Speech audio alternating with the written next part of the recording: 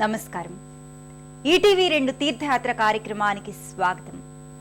సమత, మమత ఆయన ప్రతిపాదించిన సూత్రాలు, శ్రద్ధ, సహనం ఆయన అనుగ్రహించిన చతుర్మార్గాలు, సచ్చీల జీవనం, సత్సంగ మార్గం ఆయన ప్రతిపాదించిన అంశాలు.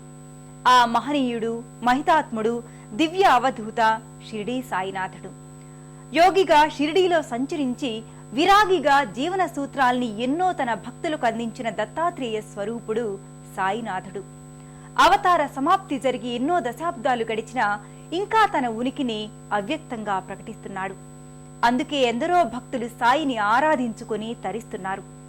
ఈ నేపథ్యంలో ఆవిష్కారమైన షిరిడీ సాయి మందిరాలలో ప్రత్యేకమైనది, విశిష్టమైనది కర్నూలులోని నక్షత్ర సాయిబాబా మందిరం.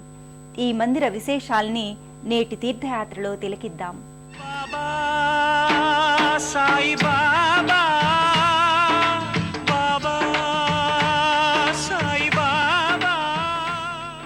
సాయి అనే రెండక్షరాలకు అనంతమైన, అవిరళమైన, అఖండమైన శక్తి ఉంది. ఆ ఆధ్యాత్మిక శక్తే సాయి భక్తులకు కరదీపికగా మార్గనిర్దేశనం చేస్తుంది. ఈ పరంపరలోనే దాదాపు 6 దశాబ్దాల క్రితం ఆవిష్కారమైన షిరిడీ సాయి సన్నిధానం కర్నూలు నగరంలోని నక్షత్ర సాయిబాబా మందిరం. మన రాష్ట్రంలో అతి పురాతన షిరిడీ సాయి మందిరాలలో ఇది పేరెన్నిక కన్నది. సాయి అనే రెండక్షరాలకు అనంతమైన, అవిరళమైన, అఖండమైన శక్తి ఉంది. ఆ ఆధ్యాత్మిక శక్తి సాయి భక్తులకు కరదీపికగా మార్గనిర్దేశనం చేస్తుంది. ఈ పరంపరలోనే దాదాపు 6 దశాబ్దాల క్రితం ఆవిష్కారమైన షిరిడీ సాయి సన్నిధానం కర్నూలు నగరంలోని నక్షత్ర సాయిబాబా మందిరం. మన రాష్ట్రంలో అతి పురాతన షిరిడీ సాయి మందిరాలలో ఇది పేరెన్నిక గన్నది. పావన తుంగభద్రా నదీ తీరాన ఉన్న నగరం కర్నూలు.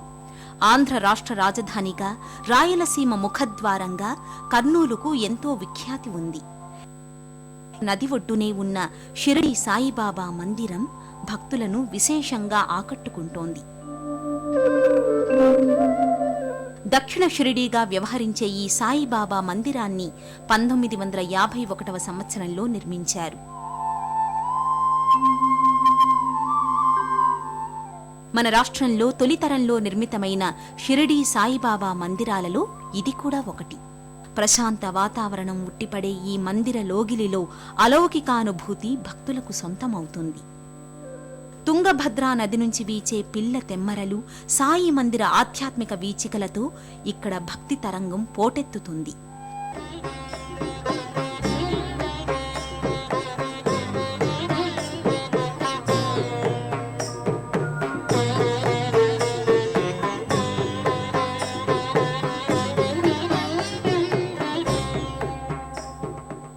ప్రధాన ప్రవేశ స్వాగత తోరణంపై సాయినాథుని ప్రతిమతో పాటు ఇరువైపులా మయూర బొమ్మలుంటాయి. ఈ ద్వారం గుండా సాయి మందిర ప్రాంగణంలోకి భక్తులు ప్రవేశిస్తారు.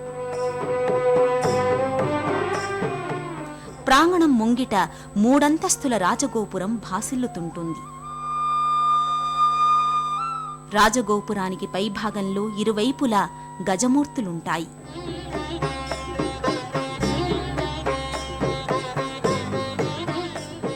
సాధారణంగా ఉండే సాయి మందిరాలకు భిన్నంగా ఇక్కడి సాయి మందిరానికి ప్రత్యేకంగా రాజగోపురం ఉండడం విశేషం.